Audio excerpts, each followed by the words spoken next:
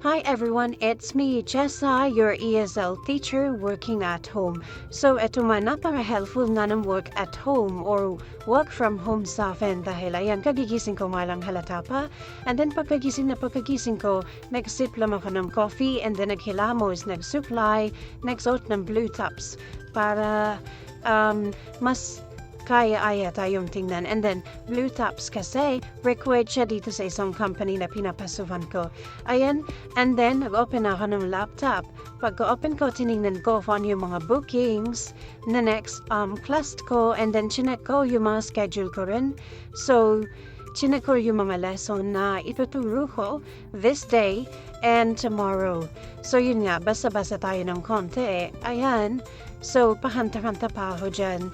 I'm so happy na may mga gantong klaseng trabaho na nasa bahay ka lang na hindi mo na kailangan pumunta sa office, mausupan ng mga alikabo, or makipagsiksikan sa jeep. Yan, at alam ko rin naman yung pagod dahil na-experience ko rin yan dati.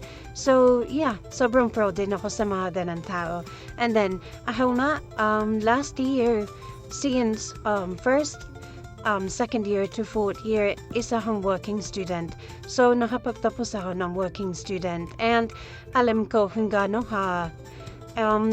hirap maging isang working student. At ngayon, pinibigyan ko naman ng free will yung sarili ko na maging masaya sa trabaho na meron ako.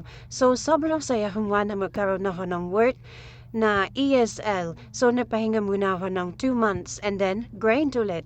So, yun nga, sobrang saya at sobrang helpful, masasabi ko napaka-helpful ng work at home na to. So, nag-work din ako dati as a BPO and I experienced na mag-work at home.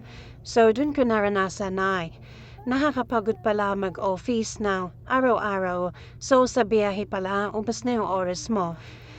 Unlike, nasa bahay ka lang, may oras ka pa sa family, may oras ka pa sa sarili mo, matulog, and yeah, mga ganung bagay, sobrang napakalaking tulong para sa akin. So, sure ko lang bilang bago sa industry na to, bilang ESL teacher, at baguhan lang ako. Masaya ako sa ginagawa ko, masaya ako sa pagtuturo ng mga bata or mga adults din. So, masasabi ko lang para sa sarili ko na eto nga pala talaga yung gusto ko, dito ako masaya. So, ipagpapatuloy ko kung hanggang saan ko talaga kaya.